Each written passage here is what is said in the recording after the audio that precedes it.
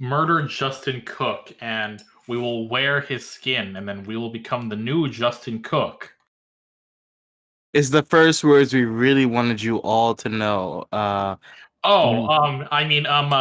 Hey, do you know We Can't Run? An anime podcast. Podcast. Man, Oh, yeah. we are rusty. We can't be that rusty with our regularly recorded podcasts Yeah, done on a regular schedule, and we don't miss a beat. Not one. exactly. Yeah, this was actually recorded back in October. Yeah, we recorded this weeks ago. Yeah, totally. Yeah. Happy Halloween. Columbus Day, everybody. Yeah, happy Columbus Day. Yeah. So, with all the time away, we've done a lot of thinking to the format of this project. And we're Yes. gonna change some stuff up. Go ahead. You see, we kind of figured that no one actually cares about us talking about news. So we're still gonna do it. Yeah, but just not as much. That'll become a less important part of this. Yes. It won't be the majority of the podcast. Oh, by the way, in case you forgot, I matron. And I'm Swarm, aka Frank, aka Unleashed, aka Hey Baby. Anyway, so what we want to do is make this a bit more personable. Mm-hmm. So today's topic, we're gonna talk about how we got into anime. Mm-hmm. Which is, it's hard. We're both long time anime watchers. I think personally it's been about maybe 15 years, maybe more. But it's been a long time. And I do remember because I managed to always rewatch it at least once every year. Of my favorite, not my favorite, but well, it is one of my favorite, but my first anime. Outside of random glimpses of Naruto or Dragon Ball and Toonami or Bobobo and stuff like that. The one that I would say my first is the one I sought out, sat down, and watched in its entirety, and that is Shakugan no Shana. Oh, that's how we're going about this. Well, I mean, yeah. Okay. I'm going to talk more about the show and its significance and impact upon me in a later moment, but I just want to talk about the fact that that was the first show that captured my attention as a young youth and put me on this path of anime watching. Because, from there, you watch one show, you watch 50, you watch 100. Next thing you know, you have a Kitsu that's 18 pages long, and you're really wondering where that time went.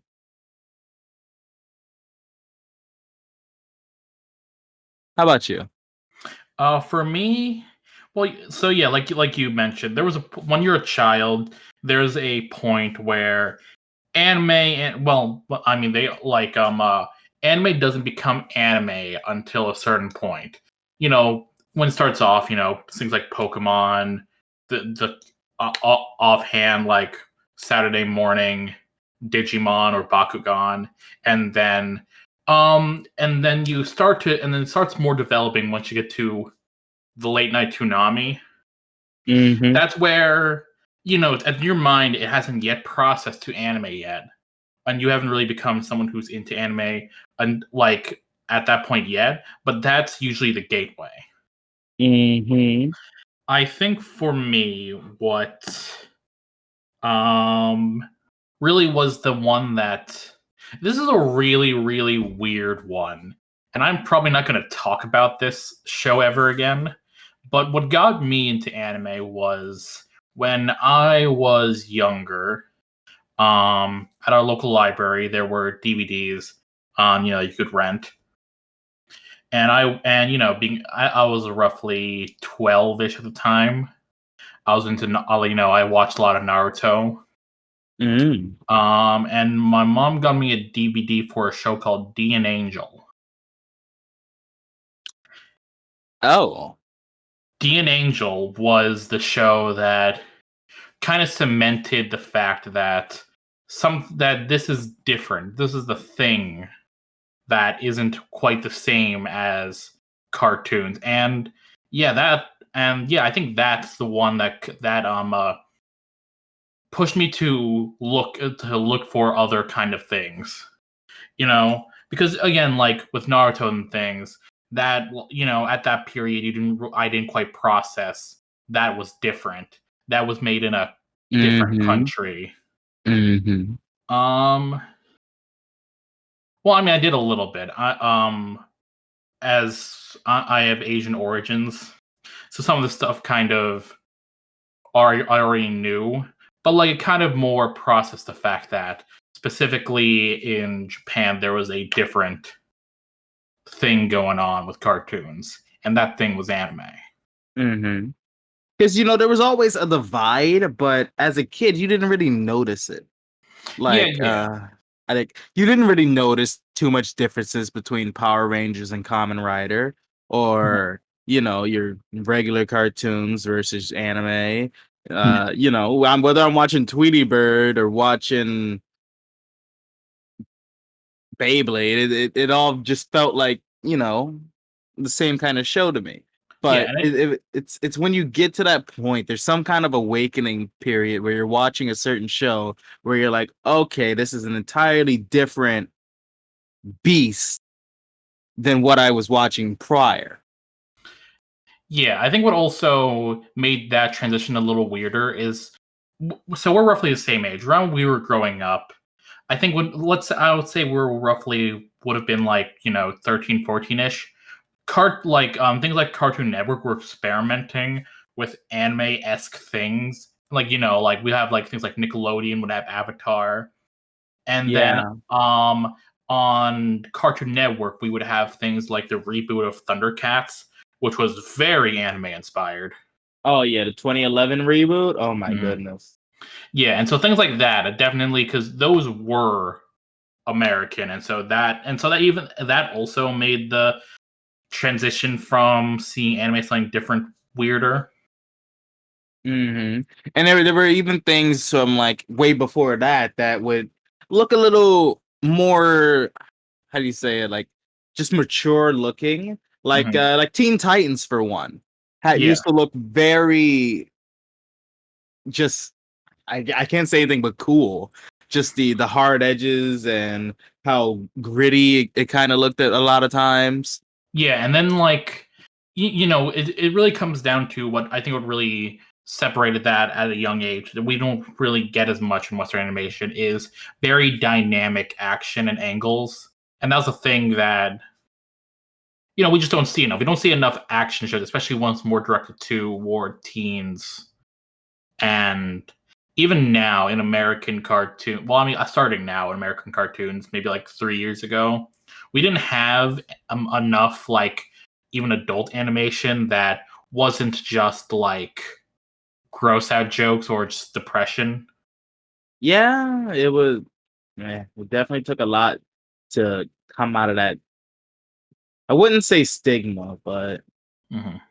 Yeah, it was just that was the people who watched Adult Swim were especially from early 2000s to mid 2010s was a lot of stoner comedy, and so that never really hit the same. yeah, it definitely took. I'm not sure when Toonami picked up. I want to say it's like 03, 04. Hmm. But it was around then where if you were a kid watching TV late at night, you would happen to fall asleep and you wake up either in your bed or the TV will still be going in front of you in the living room. And if you were me, you would catch a glimpse of Inuyasha and you'll be like, well, okay, what's going on here? This isn't the same Tweety Bird I went to sleep to. This is completely different. And that type of awakening process where, okay, hold on, now I have to come back here at this time frame to see what else they got cooking over here, because this looks good, it sounds good, it doesn't look like it has the same cartoony violence, but it looks like it has something more in there. Yeah, and it also there was something is when you're a kid, there's something cool about like not really rebellious but rebellious things, like staying up past 10 p.m. and watching TV. And I Oh think yeah. that, Mhm. like it's like, oh, this is a dangerous show. You would pop on Bleach, or something at 10 p.m. when it was on, at 2 a.m. Because either because you as a child stayed up for that, or you fell asleep and woke up then by accident. And it'd be very interesting because you'll be sit there and you wouldn't understand the exact context of the show or what's happening. I can't believe that I watched majority of Inuyasha as a child. Mm-hmm. I didn't remember it when I saw it again years later, but it definitely was ingrained that I've watched at least 2 to 3 seasons of this, and I enjoyed it despite not knowing anything of what was going on. Yeah, to a lesser extent, that was me with Death Note. Had seen, if I had to total up the amount of Death Note I saw when I was a child, it'd probably total up to 4 episodes total. That's taking bits and pieces of episodes and adding them together. And I was like, this is cool. This is different. I don't know It's what's going on, but I like it. yeah, it's gritty, it's real, it's Yeah. Oh, not there's a scary man. scary, man. Yeah. You don't see those in regular cartoons. I was doing I actually had this pulled up just in case we went too a good amount into this. And I was looking back at some of the Toonami shows from back then. Mm-hmm. So if I were to pick a random year, let's say 2006, they already had Zatch Bell, Yu-Gi-Oh! This is when they moved Teen Titans over to Toonami, Astro Boy, uh, Mayor. Mare, Hack Sign, Yu Yu Hakusho, Rurouni Kenshin, Mm-hmm. uh, and then you would notice they would mix in their own shows like that. Like I said, they put Teen Titans over there. They put Justice League Unlimited over there. Megas XLR. Uh, I think towards like the late 2000, like early 2010, that's when they put over Bakugan, Blue Dragon, Ben 10. And you start to see that divide start to close a little bit because now you're at the point where, okay, now you got these really gritty regular shows and they're mixing in with these ones that would be considered foreign, and Mm-hmm. you're like, wait a minute, why does all of this look so cool? Why am I no longer enthralled by Bugs Bunny or whatever we were watching instead back then? Mm-hmm. And it came from things like the earlier parts, like He-Man, GI Joe, where something about a little bit more realistic, gritty looking shows makes it more enjoyable. Mm-hmm.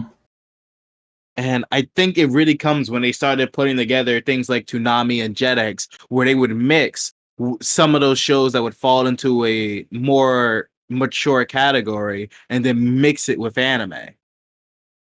I don't know who is in charge of doing stuff like that, but I have to give them a round of applause because it's brilliant. Yeah. Thinking that I could sit and watch the same show and it'll give me Batman Beyond and Black Lagoon is crazy. Mm-hmm. And that's what we wanted to talk about. So that's a big part of how a lot of people probably got their start into anime. I won't say everyone because everyone's path is always a little bit different. But it was Yeah. I know for me, I didn't watch the show because I found it on TV. I remember I watched again Shakugan no Shana, as I said, because I found I don't remember the store. I don't want to say it was a Blockbuster, but it might have been a Radio Shack where I found the DVD collection. I remember specifically it was the Funimation dub, and I would watch it, and I would never get past the first season for like at least maybe like a year, because every so often I would stop and I'd get lost of where I was, and then I'd restart it. Hmm. But I would keep going back to it over and over and over again until I finally finished it. And then I was like, I gotta finish more. I want to watch more. I gotta see more stuff like this. And then that's when you start taking notice of the things that are like it. When you see, okay, I'm getting tired of watching Johnny Test. What's this? Oh, this is a bit more like what I was looking for. This is not Hmm. the same thing, but it's getting there. Samurai Yeah. 7, I'm here now. Yeah, I feel like a teenager now. I feel a bit more grown up watching this. I feel Hmm. I think that's a large part of it too. A large part of it is when you're a kid, you really want to do things that feel more grown up. So if you see a show with even the most minute amount of like adult themes, whether it be drinking, nudity, smoking, you tend to be, ooh, this makes me feel like I belong a bit more. Hmm. I would say belong is not the right word for it, but it makes me feel more mature that to be seeing these type of things, despite I'm only 12 or 11. Yeah, because I think that what it is that especially like when you're like 11 or 12, there's a part like especially more in our Western culture, we are told oh, cartoons are for kids. You should stop watching that. It's not and that kind of things. And you don't want to stop watching cartoons. Cartoons are cool, and you like cartoons, but uh, and so you try to find this weird medium, but also you're not allowed to. That you're still not allowed to watch cartoons. So, but and so we'll and so watching anime as a kid would be hopping onto your family computer when no one was around and going on to watchdragonball.com Mhm. or looking up the 18 parts of Naruto Shippuden on YouTube. Yeah, and it'd be those moments where you're just looking for it, because Mhm. you've gotten to the point where the whole anime versus cartoon thing is something that every anime fan has heard forever. Mhm. And it's something they know about very deeply and dearly, because they've heard everyone tell them, aren't anime just cartoons? Or, why are you watching that when you used to just watch this? And it changes the entire mindset of what a person is experiencing based on what they're looking at. When you're Mhm. looking at a certain show, it triggers things in the mind that don't trigger when you're watching other things. That you won't get the same kind of messages or thought process that you would watching, let's say, One Piece, as you would if you were watching, He-Man. Mhm. He-Man does have some quote unquote more mature things than most cartoons in it, but it's not going to come closer to, you know, losing characters, or finding out that things are just not happening that are you should be watching in the show. Like today I was watching an episode of an anime and I saw a woman get trampled to death. you know that's something that a kid came across. That's shocking. That's What the fuck appalling. was the show? I can't say that because then it'd be a spoiler, but Oh, okay. it's something from this season. I'll say that much at least. Ah, So if you remember my list of things, people, you can figure it out if you've been following along. it's Kuma Uh Kuma Kuma Bear. oh no, he figured it out. Uh no, but I have been enjoying that show. That show's been great. But it's the same kind of impact where, you know, if you're watching something that was made for a different audience, you pick up very different things than what you're usually watching. It's something about breaking that barrier between the two things where you start thinking on a whole different level. Mhm. You stop watching kiddie things, you stop thinking like a kid.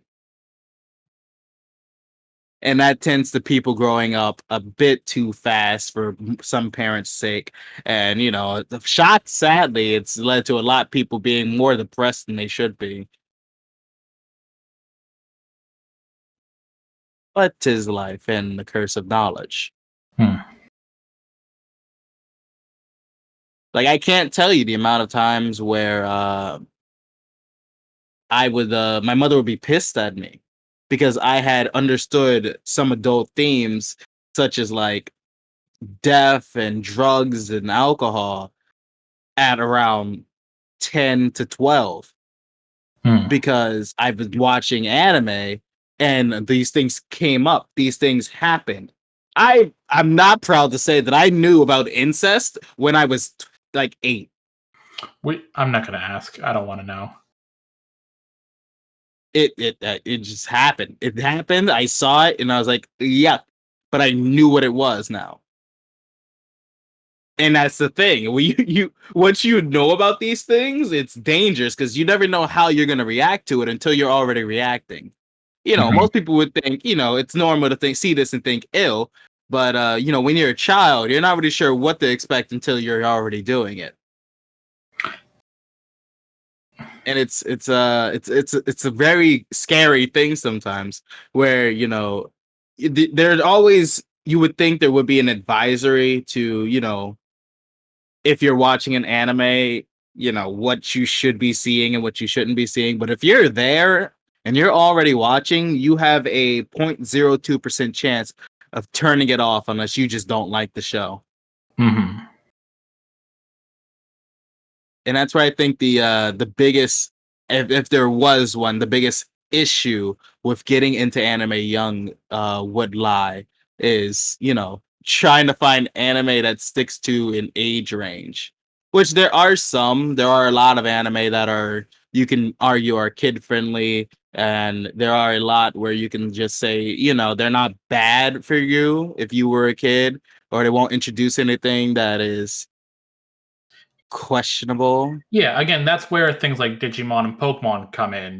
We had those as Yeah. kids, and those were, whether we knew it or not, were gateways for us into anime. Mm-hmm. Because there's a big thing that also happens with stuff like that. They lead into global phenomena as Pokemon has dominated our worlds, and it's led to whatchamacallit, the not the expansion, but the growth of many different hobbies and things that people enjoy. Like, again, we talked about this prior, not on the camera, of course, but I didn't know, as a long-standing Beyblade fan, that people actually had Beyblade tournaments. I was so confused by that. I didn't know how you didn't know that. There are so many random things that you don't know, and I don't understand how you don't know these things. Because I was an avid Beyblade fan. I've watched a lot of the animes. I've collected a lot of Beyblades themselves. I played with a lot of Beyblades, but as far as my knowledge went, it never went past playing on the schoolyard. I know, It but I'm just never trying went to imagine past. you never went on Google and looked at some Beyblade stuff, and the word and something along the lines of Beyblade tournament or Beyblade Pro never came up. It's never happened to me. I've never caught The a only wind thing of I it. could think of is that you saw it and you didn't think anything of it, and it took someone to actually tell you about it for it to process.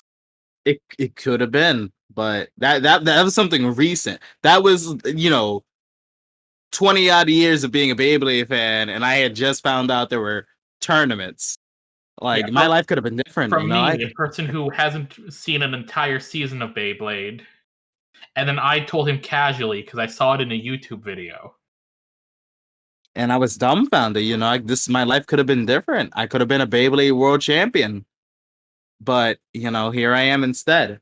Mhm. Uh, and it's kind of crazy where now a lot of these animes, Yu-Gi-Oh, Pokemon, Digimon, they've all infiltrated and into people's regular routines. The people who collect Pokemon cards, the people who are have a little bit too many Digimon plushies or collected a little bit too many action figures. And it's all grown into a sense of not community, but unity where we're all unified under something. There's It everyone created a culture. a culture. That's a better way to say it. But everyone I know of that who has been touched by an anime can do one of those things. They're either collecting something, they're either playing something from there, or it's touched their life in a way that could not be changed back going forward. Mm-hmm. And that's like it's an insane thing to think about. Realizing that, if it wasn't for this one thing, you would have never spent, I don't know, $8,000 on Pokemon cards in your lifetime, or you would have never spent, you know, 20 years collecting Bakugans or Dual Master cards or Beanie Babies or, whatever you decide to collect. Dual Or Master cards. Dual Master cards, Like chaotic. there are people who collected Dual Master cards. You never know. You never know what somebody out there has. I'm sure there's I'm somebody sure out there's there. one. I'm sure that there are a handful. But like if you but like of anyone I've met who's into anime, there is a small handful of them who know what dual masters are, and there is a closed fist of how many have seen a dual masters card in real life. I definitely know they're out there. I know they are, but they are such they make up such a small amount of people. They do, but people are people and they deserve to be counted. And it's crazy because it's never something. It's something that's always expanding too. Like even now, Digimon had just started a new card game. I, for one, am taking part in this card game. I already have a box that I I bought split bought. $200 worth of them. Hold on, I split bought a box with a friend. Now I paid 110. He paid 110, so it's less. Uh, and I'm here for the not the start. I can't say the start because this game it hasn't been out that long, but it has been out for a little bit now. And I'm here for the first, I guess, US wave, I should say. And I am excited. I'm excited for it in all forms and costs because I've loved Digimon for a long time, and I never got into the old TCG, the one from like 2004. But now that I'm here and have a stable enough income, I'm definitely going to venture into this land. And it's one of those things. If I didn't watch Digimon growing up, I would never do this. I would never sit around and spend $100 on cardboard cards that I can just probably find online to look at. But it's the weird sense of being a part of it. Mm-hmm. It's a weird sense of when you were a kid, buying Bakugans was the thing to do. Surprisingly, Bakugans are still on shelves. I don't know who's out there buying Well, because they Bakugans. rebooted pretty hard, so I think that is a huge push. And their Bakugan is produced by an American company. Yeah, but no, my thing is that they're not even. When I look at Bakugan on the shelves, I'm not seeing new Bakugans. I'm seeing the old Bakugans from 2007. I'm sure that's a nostalgia thing.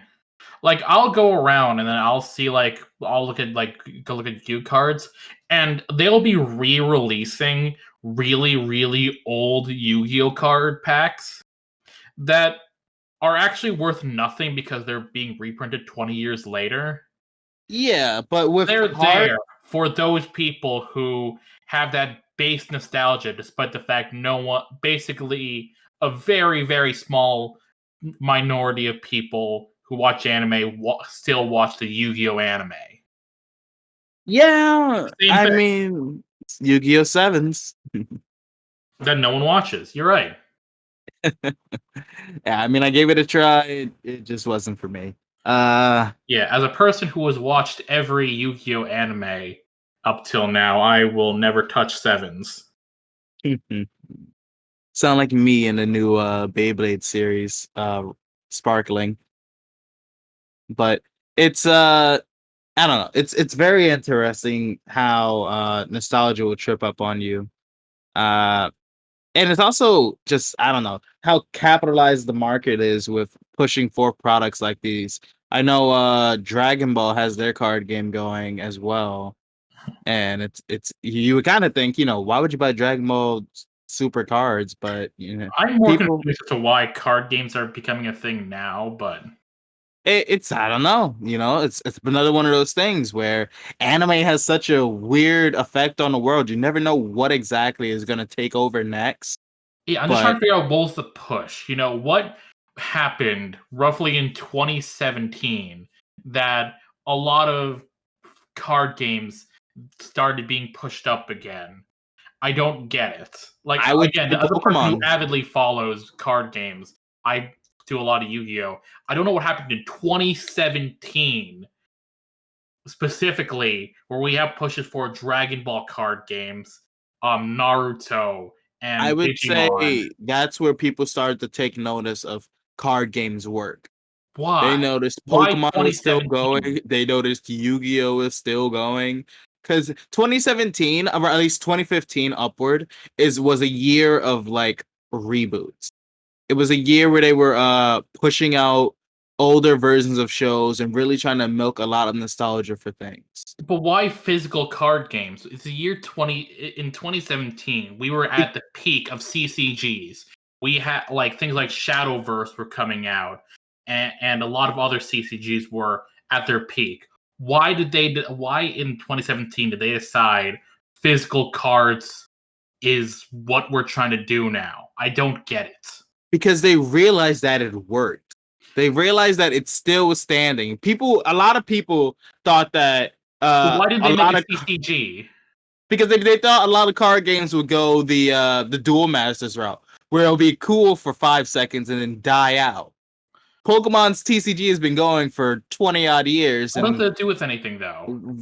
Like they that could if have made it's a making CCG. money, This was the biggest year. Like 2017 was the biggest peak of CCGs. Why yes, not because make this a is the part where CCG? people really wanted money. Oh, CCGs. Yeah, CCGs What are like CCGs? Shadowverse. Oh, isn't that basically what they were doing? No, they were physical cards.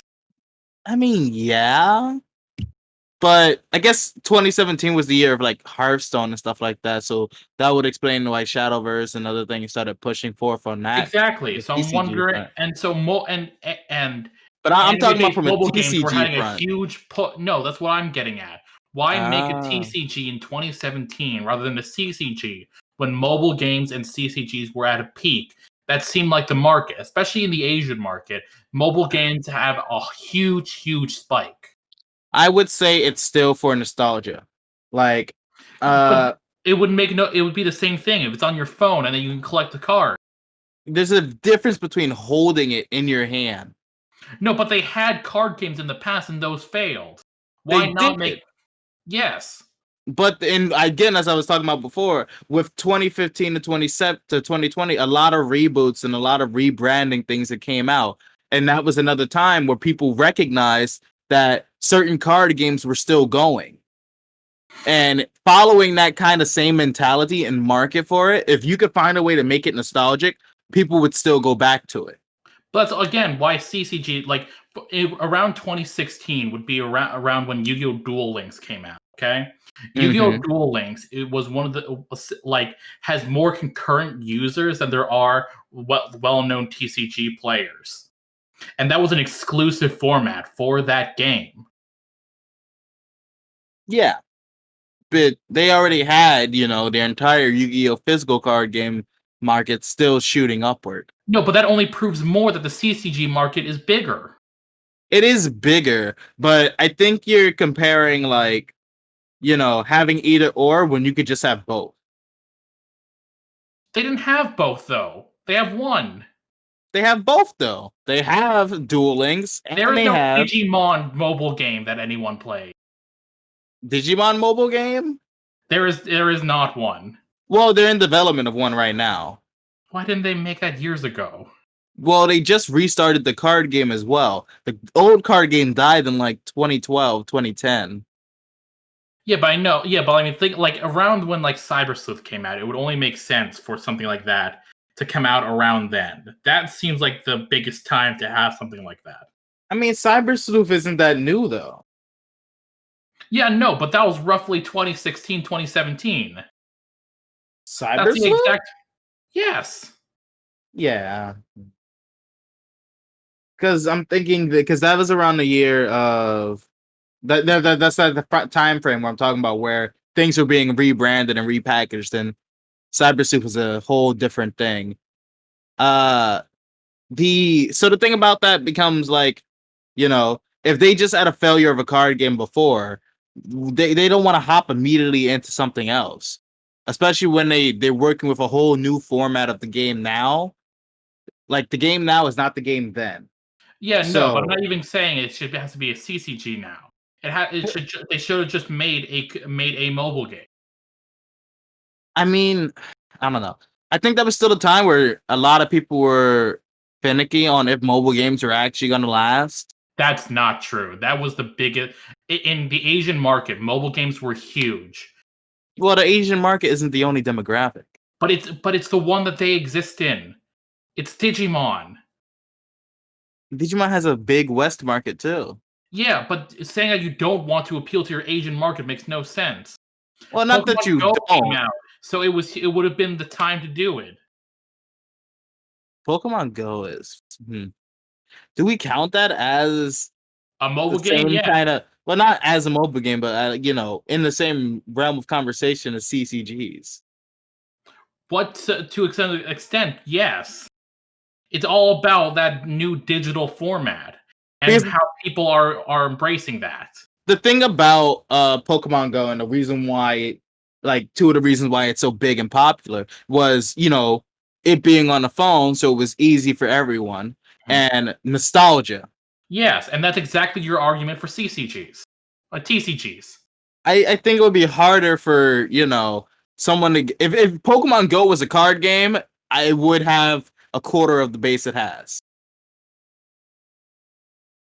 Like Yeah, because I don't think if they heard, oh yeah, the Pokemon card game is getting a mobile game, they would not have the amount of people they have playing right now. yeah, that's not the point though. The point is that that's the time to bank on a mobile game. Yeah, Digimon is a game yeah, that started off as Tamagotchis. yeah, and they're What coming better back to that format would have too. made sense than a mobile game? Uh, Nintendo format. I don't know. I never played Nintendogs. It's basically the format where you just take care of a creature, and then that's it. Yeah, You feed it, you play it, take it out for stuff. yeah, but Basically, like if you Tamagotchi. yeah, but if you could like I don't remember the guy who was that famous actor who had something to do with dog fighting. But like if that, but like with Michael Digimon. Vick. Oh my Yeah, god. Michael Vick. Yeah, if you could just Michael Vick up Nintendogs with magical digital monsters. You can, but that's what they did with their Tamagotchi toys things.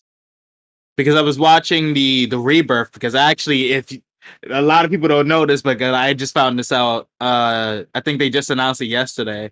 But in March, they're actually bringing back a new form of Digimon Tamagotchis, where you Oh, can, why not put that on your phone? because they put it on bracelets instead. No, no, you make a Bluetooth adaptable watch, okay, and then that will work with your phone app. I think that's just more money. For them, they made the watch. It has everything they want in it, and it does what they want. They're selling it starting in March, and people are gonna buy it because it looks like a Tamagotchi and it has the capabilities to fight like one too. I'm just saying they would have also made a lot of money if they just made it a phone app that every now and again you had to pay money to feed it more food. I think they're still gonna have it where you gotta pay money to feed it food. No, I think they'll just make you pay for the watch and it'll be $12. That too. I don't know. Very interesting stuff. I don't know how we got into marketing, or I don't know. Oh, we were talking Interesting about thing. nostalgia. That was all. We were, Yeah. but I think we should wrap up this episode because we are running a bit long. So, should we get into our final segment then? I think with all the changes to the format, I think a format like this works, where we don't have to worry about segments. We should just do what we did now and let the flow of conversation take us and let that dictate how this episode goes. All right, are we keeping this conversation in the episode? Yes, for All right. everyone to hear. All right. They need to know. My social that we- security number is Okay, hold on. They need to know that we can't run an the anime anime podcast. podcast.